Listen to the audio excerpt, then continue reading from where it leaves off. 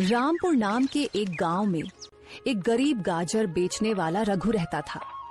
वह अपनी बेटी पूनम के साथ रहता था, जो बहुत ज्यादा बीमार रहा करती थी।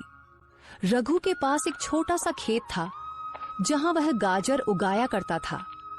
रघु रोज अपनी टोकरी में गाजर रखकर पूरे गांव में घूम घूम कर बेचता था। गाजर ले लो गाजर, ताजा ताजा गाजर। हे भगवान, आज एक भी गाजर नहीं बिकी। पूनम के लिए दवाइयां भी लेनी है। अगर उसे दवा नहीं मिली तो उसकी तबीयत और बिगड़ जाएगी। रघु, क्या हुआ बेटा? इतने उदास क्यों हो? आज भी कोई गाजर नहीं बिकी क्या? मैं तो कहता हूं ये धंधा छोड़कर सेठ भूषण के पास काम पर लग जाओ। वह तुम्हें अच्छे खासे पैसे भी दे देगा, या फिर तुम अपने खेत में कोई और सब्जी उगा लो। नहीं काका, मेरा इससे गुजारा हो जाता है। सेठ भूषण के पास अगर कभी जरूरत हुई तो मैं जरूर काम करूंगा।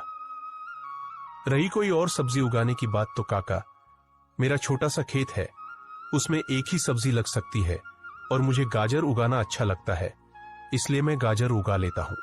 हाँ बेटा, तुम बहुत अच्छे हो, पर क्या करें, तुम्हारी किस्मत खराब है। तुम्हारी बीवी की मृत्यु न होती तो आज तुम्हारा परिवार भी अच्छे से जीता। हाँ काका, वो तो है, पर क्या करूं? पूनम की तबीयत और बिगड़ती जा रही है और न ही मेरी गाजरें बिक रही है कि उसके लिए दवाइयां ला सकूं।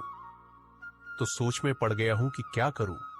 अगर दवाइयां लेकर नहीं गया तो उसकी तबीयत बहुत ही खराब हो जाएगी। ठीक है बेटा, अभी तो ज्यादा वक्त नहीं हुआ, तुम जाओ, तुम्हारी गाजरें बिक जाएंगी। गाजर ले लो गाजर, ताजी ताजी गाजर। रघु आवाज लगाता हुआ जा रहा था कि सामने एक औरत खड़ी थी। उसने रघु से कहा, रघु भाई, इतना समय लगा दिया, मैं कब से आपका इंतजार कर रही हूँ। मेरा बेटा रो रहा है, मामा गाजर का हलवा बनाकर दो। मुझे 100 की गाजरें दे दो ताकि मैं अपने बेटे को गाजर का हलवा बनाकर दे सकूं। लो बहन, अभी दे देता हूँ। रघु ने उसे गाजरें दे दी और आगे बढ़ा। ऐसे ही रघु घर घर जाकर गाजरें बेचता और अपने घर का गुजारा करता। गाजरें तो काफी बिक गई है और पैसे भी आ गए हैं।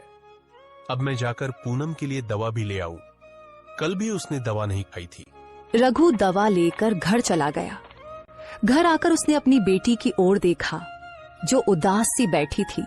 बेटी, देखो, मैं दवा लेकर आया हूँ, दवा खाओ, तुम्हें अच्छा लगेगा।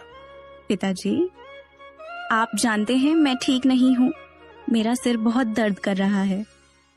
परेशान मत हो बेटी, बस दवा खाओ और आराम करो, दवा तुरंत असर करेगी। बेटी ने रघु की बात मानी और दवा खा ली। कुछ देर वे दोनों चुपचाप बैठे।